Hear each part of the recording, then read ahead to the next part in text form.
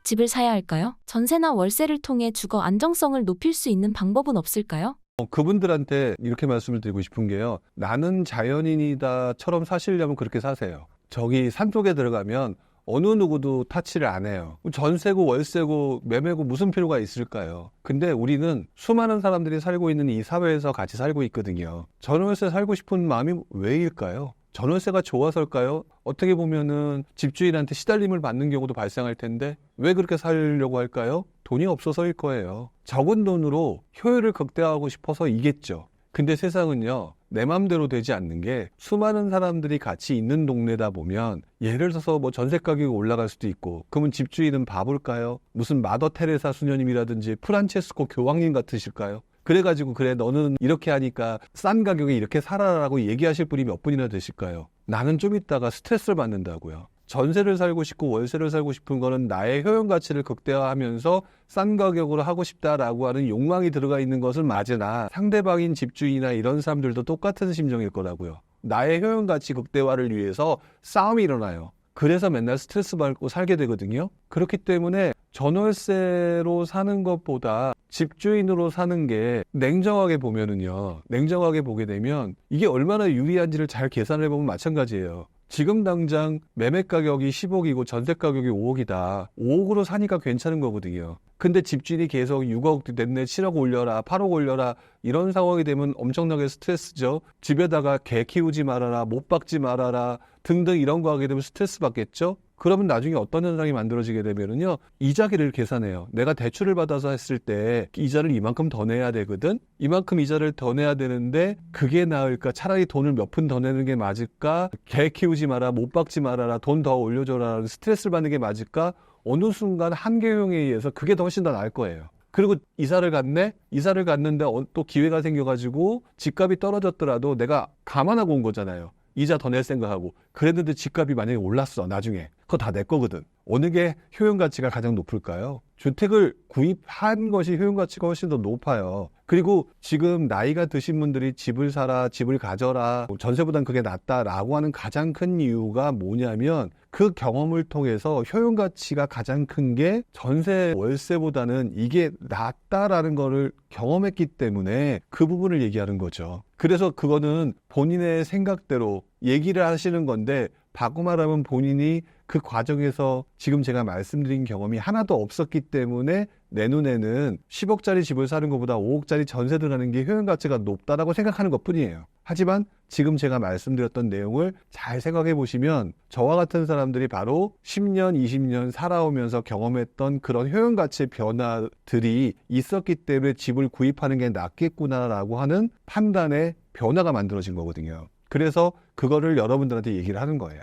그러니까 저는 구입하는 게 낫다. 이런 말씀을 드리고 싶어요.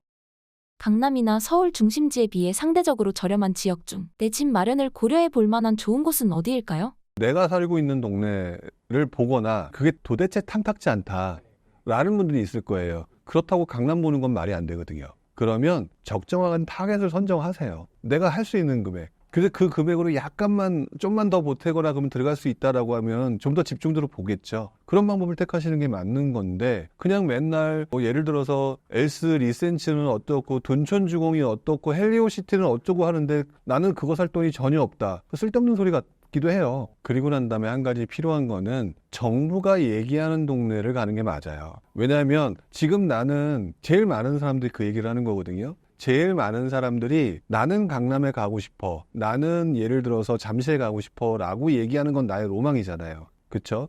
이제 이쪽은 서울이에요, 섹터가. 근데 지금 투자하겠다라고 얘기하는 사람들의 대다수는 돈이 없는데 돈을 벌어서 경제적인 자유를 얻겠다는 거잖아요.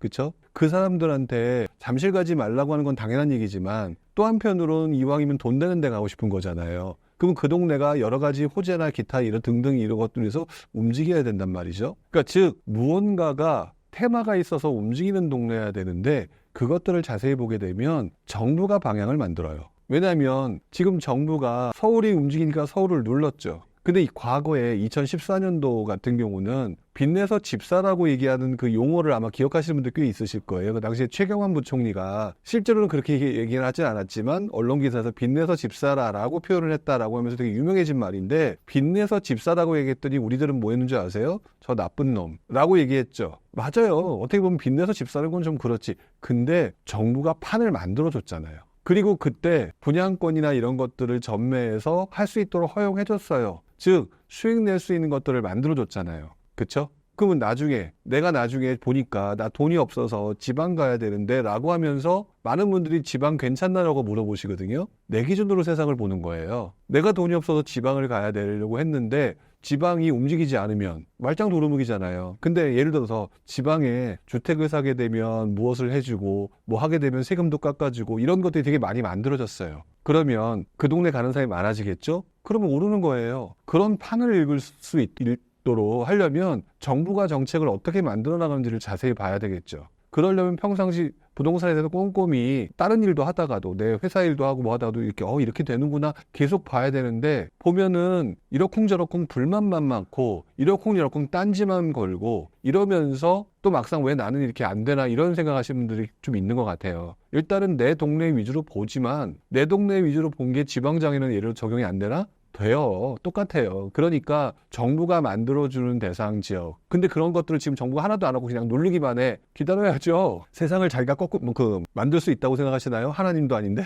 그거 쉽지 않은 거거든요. 시장의 흐름, 파도에 타서 움직이는 게 가장 제일 좋다고 생각하기 때문에 정부가 어떤 지역을 조금 더 유리하게 만들어주는지를 보고 그런 동네를 들어가면 내 돈에 맞춰서, 그럼 또 거기서 돈을 벌 수 있는 거죠. 그런 것들이 만들어졌기 때문에 우리가 알고 있는 지방이 올랐던 시기, 서울이 올랐던 시기, 또는 경기도나 인천이 올랐던 시기가 만들어진 거예요. 근데 그거랑 거꾸로 가거나 아무것도 안 해주는데 가면서 이렇게 결심했어, 내가 결심하면 될 거야. 세상은 노력대로 되는 것만은 아니잖아요. 운도 맞아야 된다는 얘기를 하잖아요. 그 운을 읽을 수 있는 능력은 본인이 준비하기 나름이라고 생각해요. 확실히